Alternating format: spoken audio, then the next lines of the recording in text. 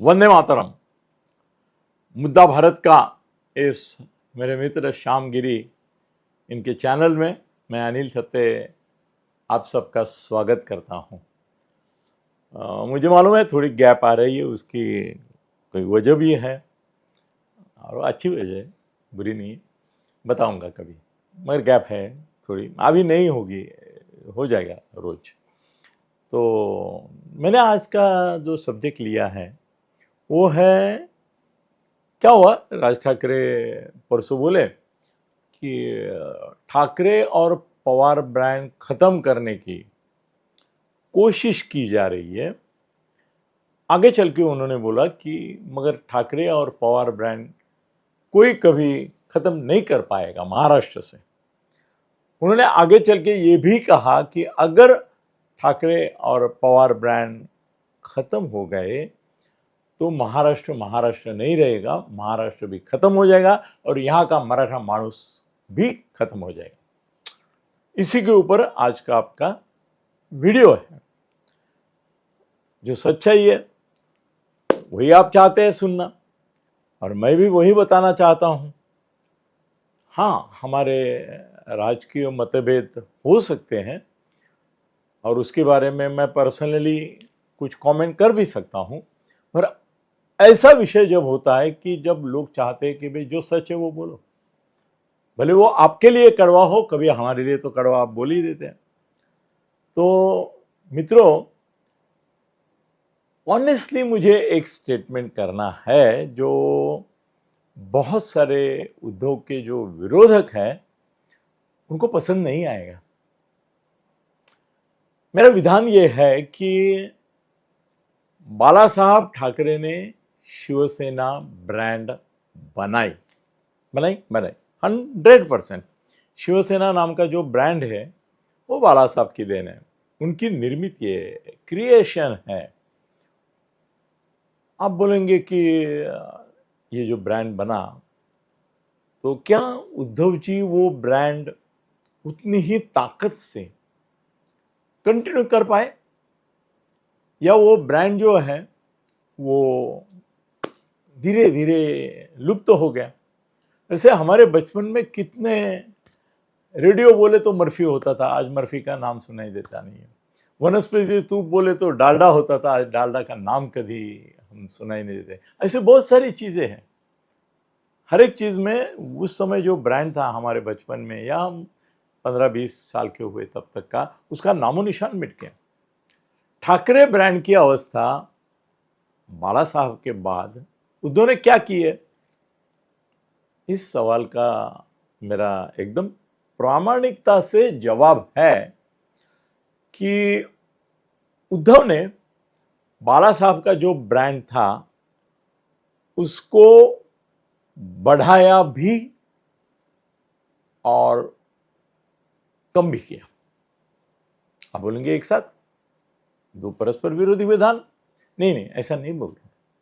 देखो, बाला साहब की 1995 में जो सत्ता आई, ये अभी बोलते हैं गद्दार है, वो है, ये है, वो है, मगर वो सत्ता कैसे आई मैं जानता हूं, क्योंकि उसकी रचना मेरे मित्र, मेरे गुरु प्रतापराव भोसले जी के घर में रही, जहाँ पे शंकरराव चौहान थे, तुम्हारे विखे पाटिल थे, सुधाकरराव नाइक थे, खताळ पाटिल थे, और उन्होंने बैठ के मेरे सामने निर्णय किया कि शरद पवार को अगर मुख्यमंत्री नहीं बनने देना है तो जितने कांग्रेस के विद्रोही है, दूसरे हैं, उनको हम बोलेंगे हमको सरकार नहीं बनानी है और मनोहर शिवसेना को दे देंगे। बाला साहब, मनोहर जोशी का नाम बाद में आया।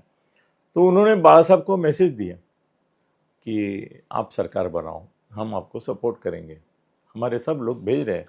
तो शरद पवार को ना बनने देने के कारण जो एक तरह से गद्दारी कांग्रेस के साथ या विद्रोह शंकरराव चौहान, विखे पाटिल वगैरह ने किया, प्रतापराव भोसले जी ने, उसकी वजह से 95 में सरकार आई। नहीं तो शरद पवार मुख्यमंत्री बनते ही थे 100%, कोई शक नहीं था। मगर शरद पवार भी थोड़े, वो सब मामला हुआ था, अलग अलग प्रकार का बॉम्ब स्फोट हुए थे, मस्जिद का प्रॉब्लम हुआ था, दंगे हुए थे, तो थोड़े हिचक रहे थे। नहीं तो वो आक्रामकता से करते तो बन जाते थे। उन्होंने पार्टी टूट रही है। अपक्ष जो आए थे चुन के 25-30 वो दे रहे, वो देखा ही दिए, वो कीमत पर ही गए हैं। बाला साहब को उसकी कीमत देनी पड़ी उनको, ये मैं जानता हूँ। कितनी दी ये भी जानता हूँ, कौन किसको मिला ये भी जानता हूँ, क्योंकि मैं प्रतापराव भोसले का बेटा ही था उस समय, तो मेरे सामने ही सब चलती थी चर्चा। अभी मैं उद्धव को ये करूँगा, थोड़े मार्क अधिक दूंगा कि ठीक है 14 में वो अलग से लड़े, मगर एक पर्याप्त संख्या लेके आए कि जिसकी वजह से बीजेपी को भले राष्ट्रवादी के सपोर्ट से वो ये बच गए, मगर बाद में 14 से 19 तक इनको शिवसेना के साथ युति गवर्नमेंट चलानी पड़ी, और वो उद्धव रिमोट कंट्रोल कुछ हद तक था फडणवीस होने के बावजूद मुख्यमंत्री। उसके बाद में 19 में उसने ये भी करके दिखाया कि भाई भाजपा को छोड़ के भी हम सरकार बना के दिखाते हैं, और बनाया। और अगर अगर अगर ईडी, सीबीआई और ये अलग अलग केंद्रीय संस्था जो है उनका प्रेशर नहीं होता, उनकी कार्रवाइयां नहीं होती, तो आप बिलीव करो, मैं बोल रहा हूं, इसके लिए आपको इस बात का थोड़ा सा अंदाजा है कि मैं कितना रिसोर्सफुल हूं, कहां से मुझे, अगर ईडी नहीं होती, सीबीआई नहीं होती, इनकम टैक्स के रेट नहीं गिरते और सबको डराया धमकाया नहीं जाता, तो महाराष्ट्र में उद्धव की सरकार 5 साल चलती थी। तो ठाकरे बैंड को कंसोलिडेट किया कि नहीं उद्धव ने? किया, बहुत मजबूत किया। अब उसने ये नहीं सोचा कि पैसे की भी ताकत होगी और ईडी पैसे से ज्यादा ईडी, पैसा तो सभी कमा ही रहे थे उस समय भी, 14 से 19 में भी कमा रहे थे, मगर ईडी की ताकत उनको समझते समझते देर हो गई, और ये जो ब्रांड है उसको बड़ा धक्का बैठा, और खुद उद्धव भी बीमारी, ये तुम्हारा कोरोना, ये वो, वैसे धीरे धीरे ये हो गया। ऐसा होता है ना, कोई बड़ा राजा, महान राजा भी कभी हार जाता है। बड़े बड़े क्रिकेटर हमने देखे हैं कि जो 100 निकालने में माहिर है वो फर्स्ट रन पे आउट जाते हैं, 10 पे, 20 पे, 25 पे। उद्धव 50 पे आउट हो गया, मगर 50 तक गया। उद्धव ने ठाकरे, बाला साहब ठाकरे का ब्रांड उल्टा ज्यादा कंसोलिडेट किया, मगर बाद में उसके हाथ से चला गया। अगर ईडी नहीं होती तो आज भी उद्धव मुख्यमंत्री होता। फिर से बोल रहा हूं, 24 की इलेक्शन में भी अगर वो कंटिन्यू होता तो कांग्रेस और ये जो लोकसभा में चुनाव में जो रिजल्ट मिले उससे ज्यादा अलग नहीं होते। और हुआ जो बनाया गया हिंदुत्व का कि भाई अभी तो मुसलमान ही राज करेंगे देश में, अभी बचना है, वो बातें छोड़ो। पर उद्धव को मैं मार्क देता हूँ कि उसने ब्रांड संभाला। आगे चल के आदित्य संभालेगा क्या? मैं पहले ठाकरे ब्रांड की बोलता हूँ और उसमें राज का भी बोलता हूँ। उद्धव में और आदित्य में फर्क है।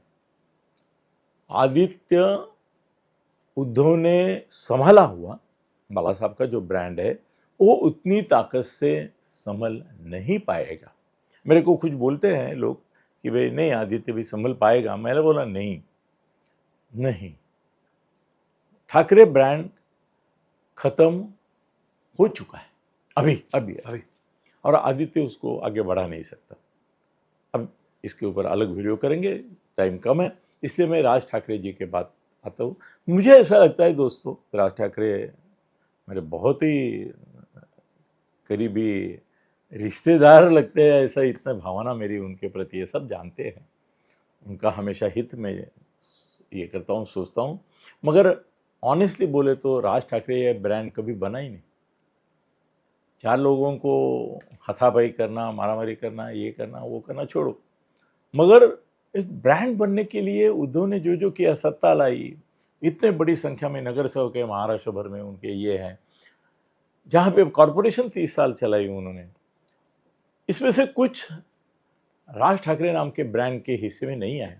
उनकी सत्ता भी नहीं टिकी, वो आमदार भी नहीं टिके, नगर सेवक भी नहीं टिके। उनसे एक अभी जो 4-5 तगड़े आदमी हैं वो छोड़ के कोई उनके साथ नहीं रहा, सब छोड़ गए।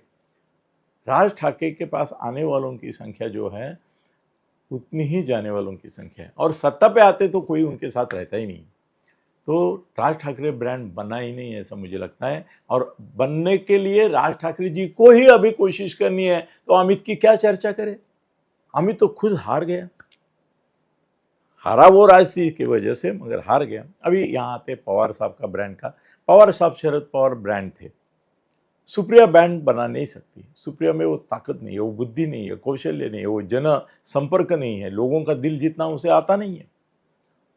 वो अकेली है, पिताजी के पुण्याई पर जितनी चलेगी उतनी चलेगी, पिताजी है तक चलेगी। मगर अभी मैं एक विधान करता हूं कि पवार ब्रांड है वो शरद पवार जी के पास नहीं है, वो अजित पवार के साथ है। पवार ब्रांड की जो कंसेप्ट है, प्लीज संकल्पना है, वो अभी शरद पवार के साथ नहीं है, वो अजित दादा के साथ है। तो पवार ब्रांड जिंदा रहेगा, मगर शरद पवार के साथ नहीं, अजित दादा पवार के साथ। धन्यवाद।